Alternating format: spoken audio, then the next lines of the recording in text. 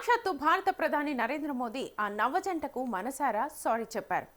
నా రాకతో మీకు కలిగిన అసౌకర్యానికి, మీ వేడుకకు కలిగిన అంతరాయానికి మనస్ఫూర్తిగా సారీ చెబుతున్నాను అని ఒకంత భావోద్వేగానికి మరింత నాటకీయతను జోడించి నరేంద్ర మోదీజీ సారీ చెబుతుండగా అక్కడి పెళ్లి పెద్దలు, ఆ నవదంపతులు ఆనందంతో ఉబ్బి తబ్బిబ్బయ్యారు, ఉత్సాహంతో పొంగిపోయారు. జై నమో నినాదాలతో ఆ రిసార్ట్ మార్మోగిపోయింది. దీనికి సంబంధించిన వీడియో ఒకటి సోషల్ మీడియాలో తెగ వైరల్ అవుతోంది. ప్రచార పర్వంలో ఈ పదనిసలు వినడానికి, చూడ్డానికి చాలా మజా అనిపించినా దీని వెనుక కమలనాథుల పెద్ద స్కెచ్చే ఉంది.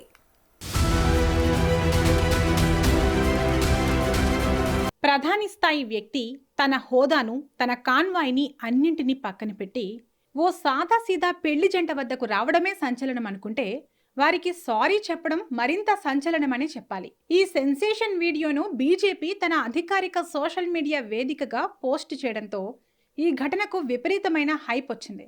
ప్రచారానికి అంతే స్థాయిలో గ్లామర్ వచ్చింది. పశ్చిమ బెంగాల్లో ఎక్కడ చూసినా ఇప్పుడు ఇదే టాపిక్ పై డిస్కషన్ నడుస్తోంది. పశ్చిమ బెంగాల్ అసెంబ్లీ ఎన్నికల ప్రచారంలో భాగంగా సిలిగురిలో పర్యటిస్తున్న సమయంలో ప్రధాని నరేంద్ర మోదీ ఓ రిసార్ట్లో పెళ్లి వేడుకలు జరుపుకుంటున్న ఒక కొత్త జంట వద్దకు స్వయంగా వెళ్లి క్షమాపణలు కోరారు. పశ్చిమ బెంగాల్ ఎన్నికల ప్రచారంలో పాల్గొన్న ప్రధాని నరేంద్ర మోదీ సిలిగురిలోని మేఫర్ టీ రిసార్ట్లో బస చేశారు. ఓ చోటా మోటా లీడర్ వస్తేనే అతని వెంట సెక్యూరిటీ, కాన్వాయ్, నానా హంగామా ఉంటుంది. అలాంటిది దేశ ప్రధాని వస్తే ఆ హంగామా, హడావుడి మామూలుగా ఉండదుగా. ప్రధాని బస చేస్తున్న రిసార్ట్ వద్ద కట్టుదిట్టంగా భారీ భద్రత చర్యలు చేపట్టారు.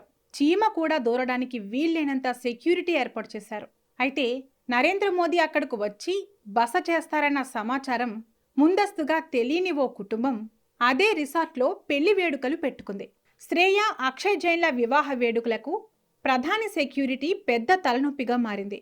దేశ ప్రధానే అయినా నరేంద్ర మోదీ అంటే అభిమానమే ఉన్నా ఆ సమయంలో మాత్రం పెళ్లి వేడుకలు నిర్వహిస్తున్న ఇరు కుటుంబాలు మనసులో అయినా ఏంటి తలనొప్పి మాకు అనుకునే వీలుంది కదా. ఈ పరిస్థితిని గమనించిన ప్రధాని నరేంద్ర మోదీ సరిగ్గా ఇక్కడే తమ సరికొత్త విధానంలో ప్రచారానికి తెరలేపారు.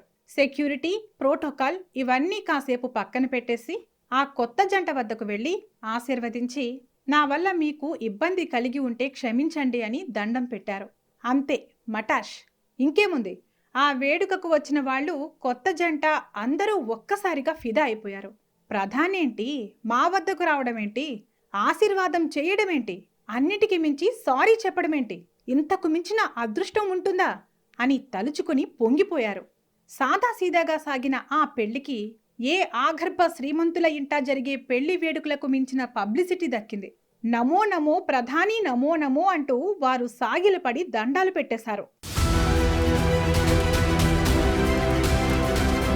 ఈ ఘటనకు సంబంధించిన వీడియోలు, ఫోటోలు విపరీతంగా షేర్ అవుతున్నాయి. ప్రధాని మోదీ వినయాన్ని ప్రశంసిస్తూ కొందరు పోస్టులు పెడుతుంటే ఇదో రాజకీయ స్టంట్ అంతే అని కొట్టి పారేస్తున్నారు ఇంకొందరు. మరికొందరైతే ఇమేజ్ బిల్డింగ్ లో ఇదో భాగం, అంతకు మించి ఇంకేం లేదు అంటూ పెదవి విరుస్తున్నారు. ఈ ఒక్క సంఘటన పశ్చిమ బెంగాల్లో బీజేపీ అనుసరిస్తున్న ప్రచార వ్యూహం ఎంత వినూత్నంగా ఉందో మనకు చెబుతోంది.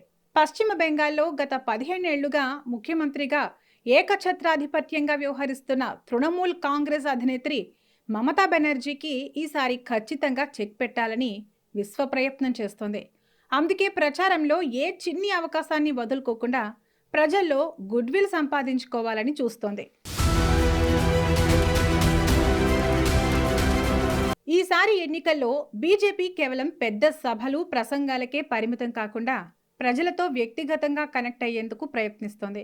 బీజేపీ అగ్రనేత ప్రధాని మోదీ లాంటి నేత స్వయంగా క్షమాపణలు చెప్పడం అంటే సామాన్య ఓటర్లతో ఎమోషనల్ బాండ్ పెంచుకోవడమే. బీజేపీ ప్రజలకు ఎంత ప్రాధాన్యం ఇస్తుందో చేతల ద్వారా చెప్పడమే. పశ్చిమ బెంగాల్లో బీజేపీకి ప్రత్యేకించి సానుకూల పవనాలు ఏవీ వీచడం లేదు. బీజేపీయే వేవ్ను సృష్టించుకుంటోంది. అధికార పార్టీ అవినీతి బాగోతాలను ఎండగట్టడం ఓవైపు, ప్రజల్లో మమేకమవడం మరోవైపు, రెండూ ఏకకాలంలో చేస్తూ బీజేపీ దూసుకెళ్తోంది. ప్రచారంలో హ్యూమన్ టచ్ను హైలైట్ చేయడం ఏ పార్టీకైనా కలిసి వచ్చే అంశమే. నాయకుడు కూడా సాధారణ మనిషిలా స్పందిస్తాడనే మెసేజ్ ఇవ్వడం ద్వారా సానుభూతి పొందాలని చూస్తోంది. అయితే ఈ ఘటన త్వరగా చల్లారకుండా ప్రచారంలో వైరల్ చేసే వ్యూహం కనిపిస్తోంది. అయితే ఈ ఘటనపై ప్రతిపక్షాలు డిఫరెంట్గా స్పందిస్తున్నాయి. ఈ ఘటన సహజంగా జరిగిందా లేదా ప్లాన్ చేసిందా అని అనుమానాలు వ్యక్తం చేస్తున్నారు. గత ఏపీ ఎన్నికల్లో వైసీపీ అధినేత వైఎస్ జగన్మోహన్ రెడ్డిపై దాడి జరిగినట్లు చెబుతున్న ఘటనను కూడా అప్పటి ప్రతిపక్షం తెలుగుదేశం అనుమానించింది, హేళన చేసింది. ఇవన్నీ ఎన్నికల జిమ్మిక్ అంటూ ప్రచారం చేసింది కూడా. పశ్చిమ బెంగాల్లో జరిగిన ఈ ఘటనను కూడా ప్రతిపక్షాలు ఇలాగే వ్యాఖ్యానిస్తున్నాయి. బెంగాల్ దంగల్లో ఈసారి బీజేపీ చాలా పట్టుదలగా ఉంటుంది. ఎలాగైనా సరే పశ్చిమ బెంగాల్లో అధికారం కైవసం చేసుకు తీరుతామని కలలు కంటోంది. ఆ కలల్ని నిజం చేసుకునే దిశగా ప్రచారంలో కొత్త పుంతలు తొక్కుతోంది. ఓవైపు ప్రజల్ని ఆకట్టుకోవడంతో పాటు మరోవైపు అధికార పార్టీ తృణమూల్ కాంగ్రెస్పై ఆరోపణలు గుప్పిస్తోంది. అవినీతి అక్రమాలతో మునిసగిన తృణమూల్ అధికారంలోకి వస్తే వెస్ట్ బెంగాల్ ప్రజలకు నష్టమే తప్ప లాభం లేదని, అదే బీజేపీని గద్దెక్కిస్తే డబుల్ ఇంజిన్ పవర్తో ప్రగతి పథంలోకి దూసుకెళ్తుందని బీజేపీ ప్రచారంలో ఊదరగొడుతోంది. ఆ ప్రచారంలో భాగంగానే ఈ పెళ్లి ఘటనను చూడాలి. ఎన్నికల ప్రచారంలో ఎవరో ఏదో అనుకుంటున్నారని ఏ పార్టీ తగ్గదు. ఎవరి వ్యూహాలు వారివే. ప్రధానంగా ఇలాంటి సందర్భం కలిసి వచ్చినప్పుడు ఖచ్చితంగా దాన్ని క్యాష్ చేసుకోవడానికే ప్రయత్నిస్తాయి.